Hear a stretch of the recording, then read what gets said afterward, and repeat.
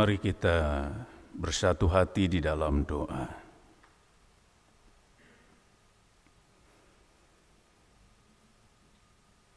Allah Bapa, Anak dan Roh Kudus, kami bersyukur untuk tahun 2024 yang boleh kami lewati, lalui dengan pertolongan Tuhan. Kami bersyukur karena boleh memasuki tahun yang baru, juga kami boleh melangkah bersama dengan Tuhan. Dan ketika kami mengawali hari yang baru di tahun yang baru ini, kami mau mengawalinya bersama dengan Tuhan. Agar setiap kami juga selalu diingatkan bahwa dalam perjalanan kehidupan kami ke depan, kami terus dan tetap membutuhkan pertolongan, topangan, dan penyertaan-Mu. Sebentar kami akan mendengar dan merenungkan firman Tuhan. Kiranya Roh Kudus yang menolong dan memampukan setiap kami, agar boleh menjalani hari-hari kami ke depan di tahun 2025 seturut dengan kehendak Engkau. Sehingga hidup kami menjadi pelaku sabda yang setia. Bersabdalah ya Tuhan, karena kami telah siap dan sedia untuk mendengarkannya. Amin.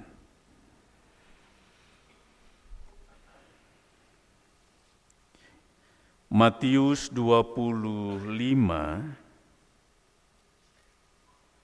ayat yang ke-31 sampai dengan ayat yang ke-46.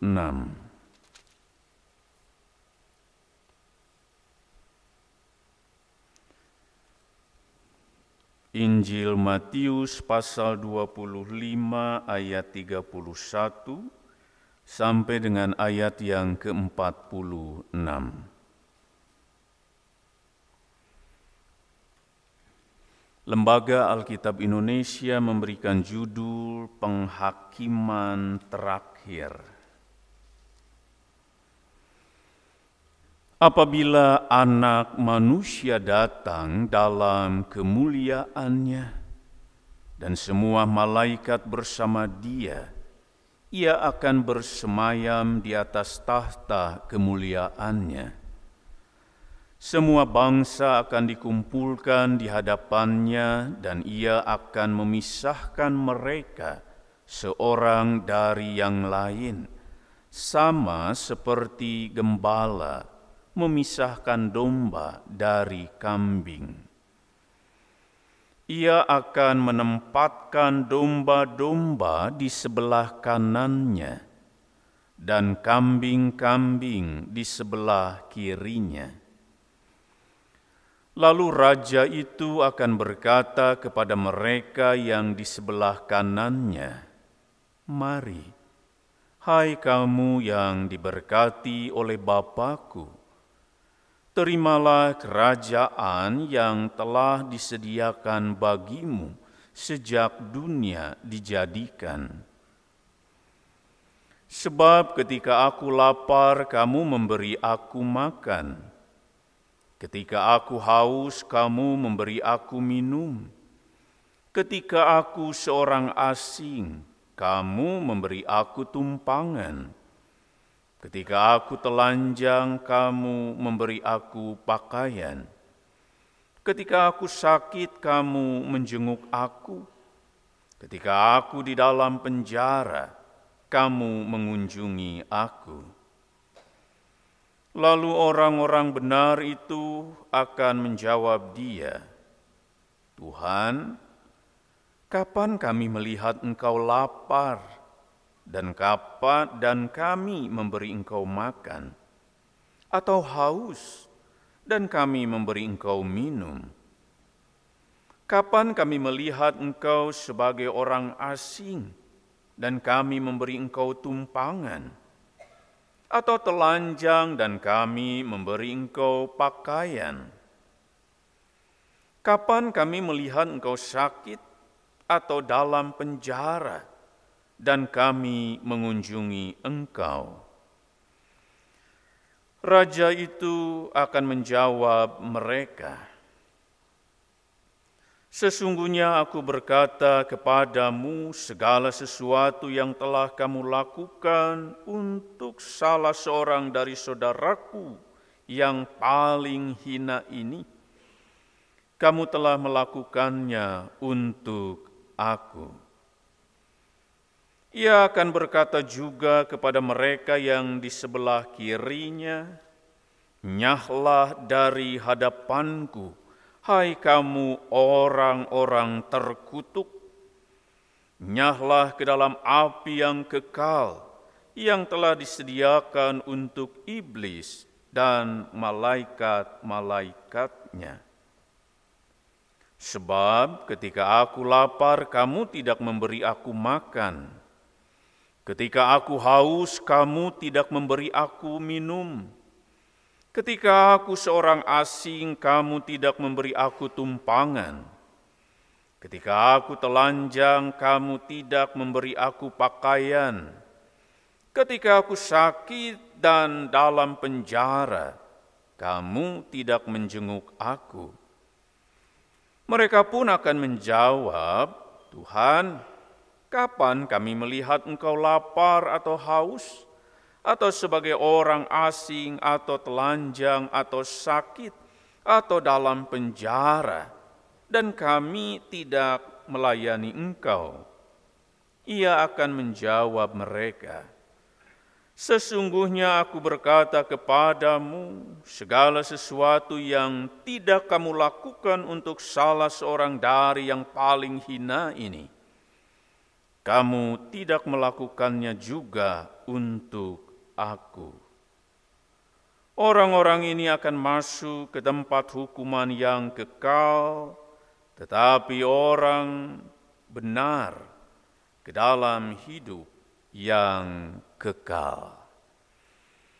Berbahagialah setiap orang yang mendengarkan firman Tuhan serta memelihara dan melakukannya di dalam hidupnya setiap hari. Haleluya.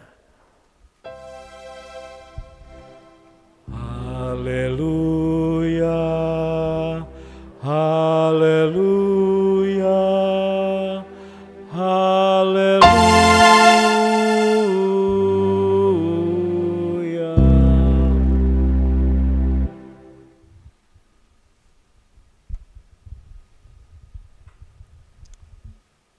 Mimiti nu pasti kudu jeung Gusti.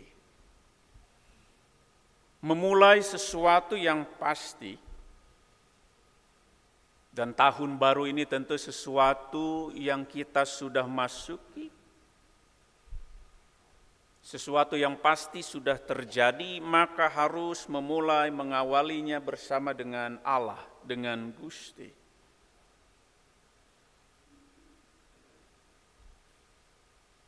Dan ini tentu menjadi penting.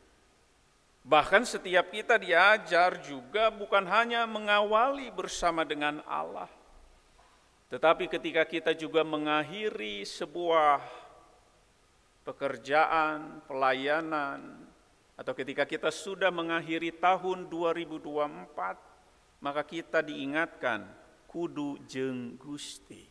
Mengakhiri dan mengawali, maka Gusti Allah itu harus menjadi bagian yang penting dalam kehidupan kita. Kenapa mimiti kudu jeung Gusti? Karena kita tidak tahu tahun 2025 ini 12 bulan ke depan apa yang akan terjadi. Kenapa kudu mimiti jeung Gusti? Karena 12 bulan ke depan mungkin akan ada banyak pergumulan, mungkin tidak selalu mudah persoalan masalah yang akan kita hadapi ke depan. Kita tidak tahu. Karena itu kalau kita mau berhasil dalam seluruh perjalanan kehidupan, kita mau kokoh kuat, maka mimiti kudu jeung Gusti. Sehingga hadir dalam kebaktian awal tahun menjadi sesuatu yang penting, bahkan perlu. Karena kembali kita akan diingatkan dan kembali kita akan dikuatkan. Betapa kehadiran Tuhan itu bukan sesuatu yang bisa kita tawar-menawar. Bukan sesuatu yang bisa kita kompromikan. Harus menghadirkan Tuhan, merasakan, mengimani kehadiran Tuhan dalam perjalanan di tahun yang baru yang akan kita jalani ke depan. Sesuatu yang tidak boleh kita lupakan, abaikan. Mimiti kudu jeung Gusti. Ini sangat penting. Bapak, Ibu, dan saudara-saudara, ketika kita memasuki tahun yang baru, maka tentu kita juga memiliki pengharapan. Agar tahun yang baru itu bisa menjadi lebih baik.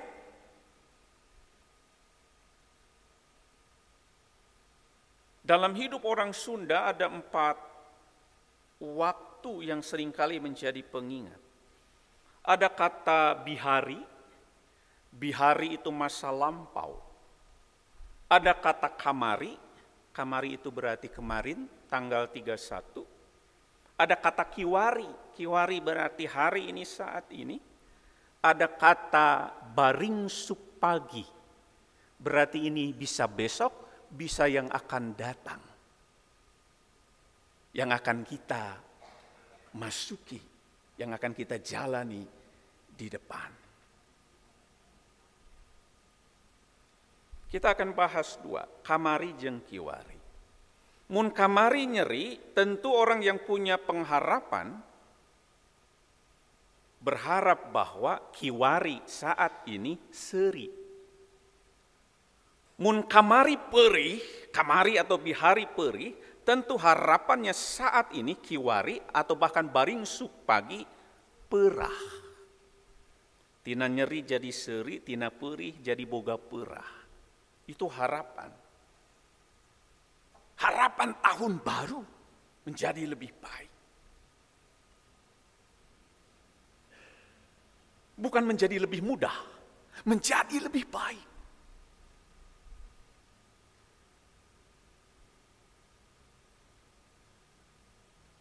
Apakah itu cukup? Tentu tidak, karena kita juga harus memasuki, menjalani tahun yang baru bukan hanya dengan pengharapan, tetapi juga tentu dengan keyakinan yang kuat, iman yang juga kuat. Dan juga tentu dengan syukur. 4 hal ini menjadi penting. Pengharapan, iman, kasih, dan syukur.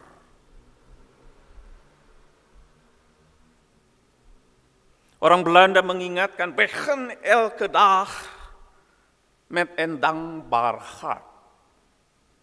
Begin elke dag. Mulailah hari dengan bersyukur.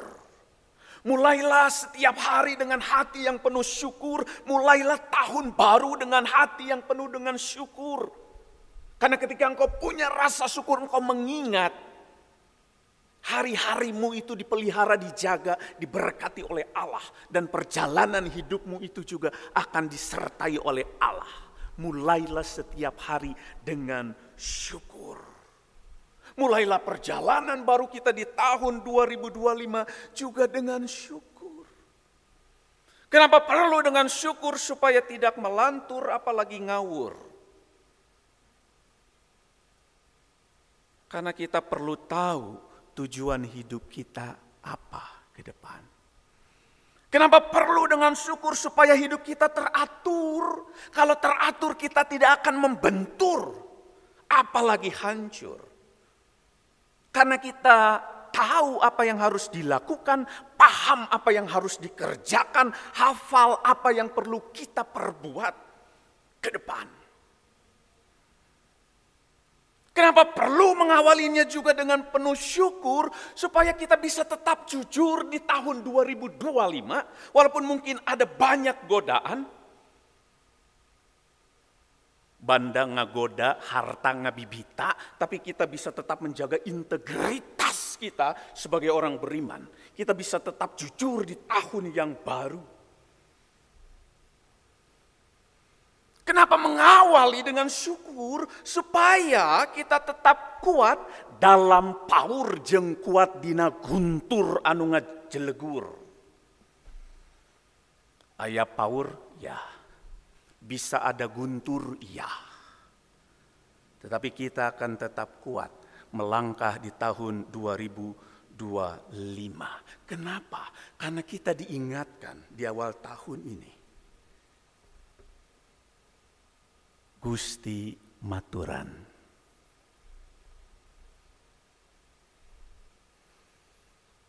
Kalau Gusti maturan, maka kita diingatkan, urang boga batur numaturan. Gusti. Bukankah kita juga menyadari 2024 boleh kita lalui? Karena aya numaturan, Gusti. Karena itu sekali lagi Bapak Ibu dan saudara-saudara menjadi penting tadi mimiti kudu jeung Gusti. Milikilah pengharapan, kasih, iman, dan syukur. Ketika kita memulai tahun yang baru. Hidup yang dijalani dengan penuh syukur setiap hari perlu dan penting sebagai wujud terima kasih kita atas hidup yang Tuhan perkenankan, atas hidup yang Tuhan beri.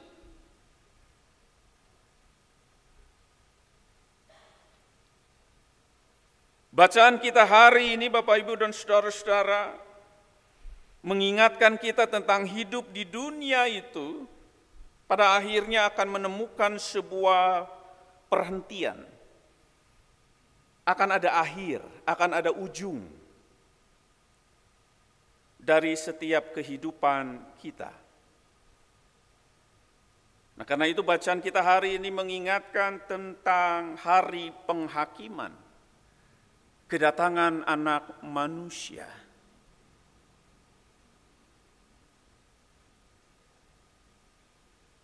Kedatangan anak manusia. Bacaan kita menggambarkan bahwa anak manusia itu akan mengumpulkan dan memisahkan mana domba dan mana kambing.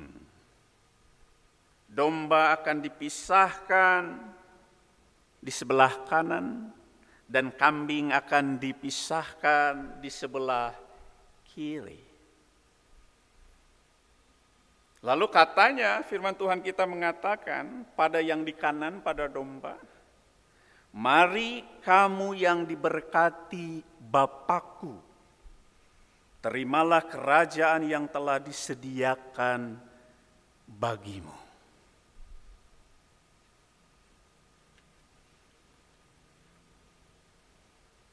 Berarti Bapak Ibu dan saudara-saudara berkat itu diberikan pada domba, tanda kutip. Ini menunjukkan diberikan kepada orang yang bukan hanya percaya, bukan hanya mengaku, tapi juga menjaga laku hidupnya baik dan benar di hadapan Tuhan. Tetapi juga tentu berkat itu diberikan, domba itu gambaran orang-orang yang berkenan hidupnya. Orang-orang yang menjalani hidupnya dengan pantas, dengan layak, dengan baik, dengan benar, dengan setia. Orang yang selalu berjalan bersama dengan Gusti dalam sepanjang tahun kehidupannya.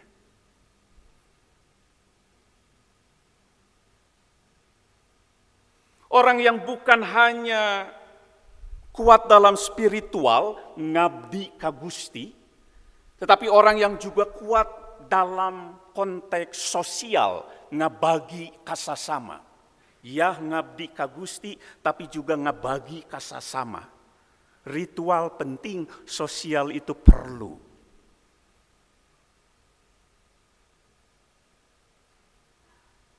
Dan bagi orang-orang yang seperti itu, ketika anak manusia datang, ketika penghakiman itu terjadi, maka penghakiman dari anak manusia itu bukan sesuatu yang menakutkan dan mengerikan. Nah, Bapak, Ibu, dan saudara-saudara yang dikasihi oleh Tuhan Yesus Kristus, kemudian bacaan kita menegaskan, dan orang-orang yang berkenan itu, domba-domba itu, mereka adalah justru orang yang punya hati bagi orang yang paling hina, katanya. Orang yang punya hati dan cinta. Karena itu kemudian Yesus menggambarkan, oh, ketika aku lapar, kamu memberi aku makan. Ketika aku haus, kamu memberi aku minum. Ketika aku seorang asing, kamu memberi aku tumpangan. Ketika aku telanjang, kamu memberi aku pakaian. Ketika aku sakit, kamu menjenguk aku. Ketika aku dalam penjara, kamu mengunjungi aku.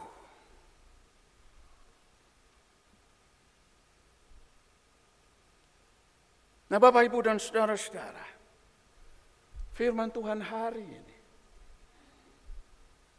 hendak mengingatkan kita bahwa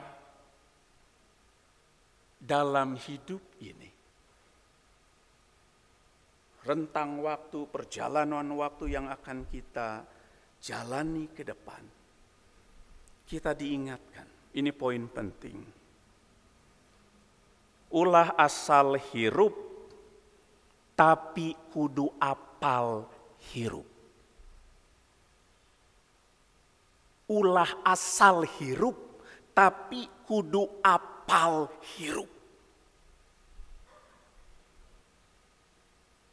Orang yang apal hirup, dia akan mempersiapkan dirinya dengan baik. Oh, 2025 kami tidak tahu apa yang akan terjadi. Oh, saya tidak mengerti ke depan terjadi apa. Tapi saya akan mempersiapkan diri. Saya akan menjalaninya dengan baik. Saya akan menjalaninya dengan benar. Menjalaninya dalam pengharapan, dalam iman kepada Tuhan. Sehingga saya boleh tetap menjaga integritas saya di tahun yang baru. Karena saya tahu betul, kelak akan ada akhir dari sebuah kehidupan. Kelak penghakiman itu akan ada. Berarti saya harus mampu menjalani hidup itu dengan baik dan benar. Ulah asal hirup, tapi kudu apal hirup. Kalau orang yang asal hirup, oh dia tidak punya tujuan.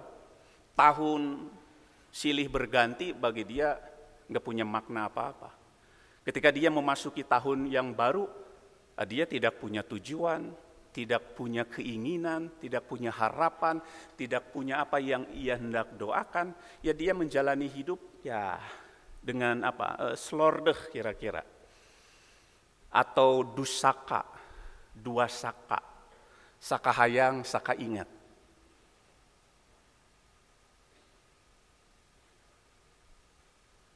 Bacaan kita menegaskan, penting menjalani hidup itu dengan benar. Karena itu ulah asal hirup, tapi kudu apal hirup.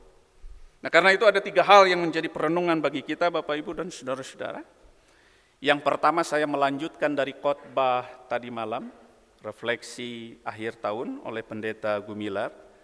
Yang pertama saya melanjutkan. Yang pertama kita diingatkan, caang kudunya angan. Kenapa kita perlu menjalani hidup di tahun yang baru dengan caangna Gusti Yesus? Supaya kita tepoeken, supaya kita bisa melangkah dengan benar, dengan tepat sasaran, arahnya jelas, fokusnya jelas. Nah, kalau sudah seperti itu, maka terangmu, caangmu kudunya angan. Apa arti caang kudunya angan? Ini seperti yang Yesus sampaikan dalam pembacaan kita. Kalau aya nu lapar, bere makan. Mun aya nu haus bere nginum. Mun aya anu butuh tumpangan bere tumpangan. Caang kudu nyaangan, nyaangan nu borangan, borangan orang yang sangat penakut, nyaangan nu hariwang, orang yang sedang khawatir, nyaangan nu garang, nu hirupna ngambek wae, popolotot wae, sahaok gaplok gitu. Nyaangan nu sorangan, yang merasa sendiri dalam sakitnya, dalam susahnya, caangan. Nyaangan nu halangan. Orang yang punya banyak halangan, punya banyak pergumulan dan sebagainya. Yang berduka dihibur, yang lemah dikuatkan, yang sendiri ditemani. Kalau kita menjalani hidup di tahun yang baru dengan itu, maka kita berkenan kepada Tuhan. Maka ketika hari akhir, ketika kedatangan Anak Manusia, kita akan menyambutnya dengan sukacita. Cang kudu nyaangan, mengajak kita, mengingatkan kita, milikilah hati untuk sesamamu. Yang kedua, hari ini kita diingatkan, gede kudu hade. Adakah di antara kita yang merasa besar karena capaiannya, merasa besar dengan titelnya, merasa besar dengan jabatannya, merasa besar, merasa gede dengan posisinya, tetapi justru melakukan apa yang tidak hade? Itu persoalan.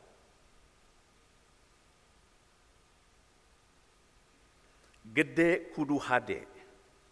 Gede ulah gumede. Gumede itu sombong.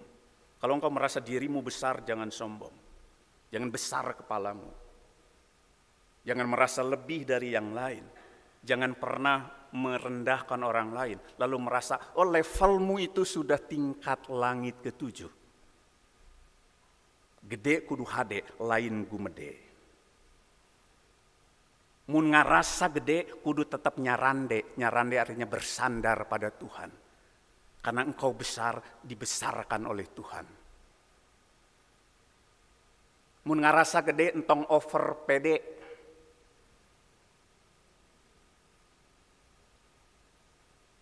Kalau orang merasa over pede, hidupnya itu asa dipepende. Dia akan terus dinina bobokan oleh hartanya, jabatannya, kekuatannya, kesehatannya bahkan. Ngalengkah kudu make kade ngalengkah. Sing hati-hati. Bisi bulan hareup aya jurang, bisi bulan hareup aya persoalan, kade ngalengkah. Ulah nepi salah, tapi ngalengkah mah kudu jeung Allah.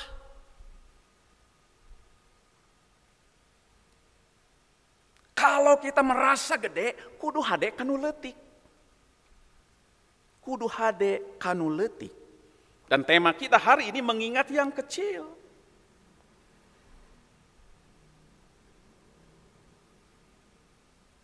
Kenapa orang yang seorang raja itu yang menggambarkan Yesus itu memisahkan domba dan kambing?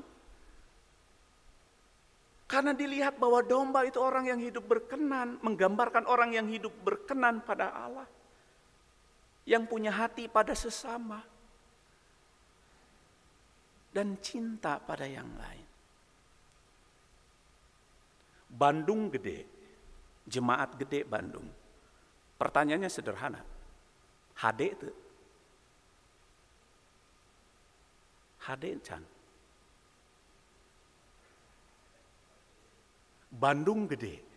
Kalau saya katakan Bandung berarti kita semua. Imana gede itu? Bobo letik burih. Aya masalah saeutik. Aduh Gusti. Aya halangan sedikit mundur. Ngakuna gede tapi teu hade. Ngakuna gede tapi hesenya rande ka Gusti.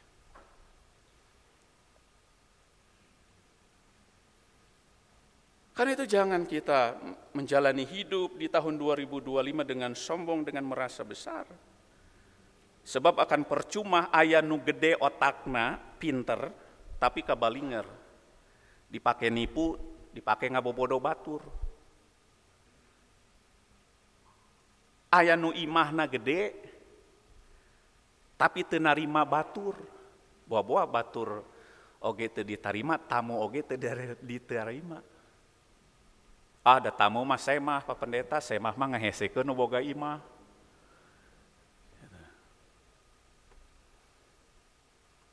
Duit saya mah gede Pak Pendeta, tapi hese mere.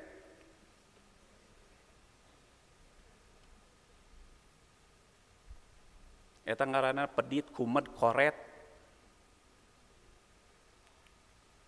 Cek bahasa kasarna mah rezekina dihakan, dilegleg ku sorangan. Hati-hati bisi dilegleg ku bumi. Dengaran manusia mah akhirna erek dilegleg ku bumi, balik deui katana. Gede kudu hade. Yang ketiga dan yang terakhir Bapak Ibu dan saudara-saudara, mumpung ini khotbah tahun baru jadi rada lama. Yang ketiga, percaya kudu aya. Aya naon, aya bukti. Kenapa kita mengawali hari ini dengan bersama dengan Tuhan, mimiti jeung Gusti, karena kita percaya. Ya, kalau di depan ada pergumulan, tetapi di balik pergumulan kita percaya, kita yakin ada juga berkat Tuhan. Ya, mungkin di depan saya akan masih berada dalam kondisi sakit, tapi saya juga percaya aya obatna, aya cagerna, aya sembuhna, aya sehatna. Percaya kudu aya.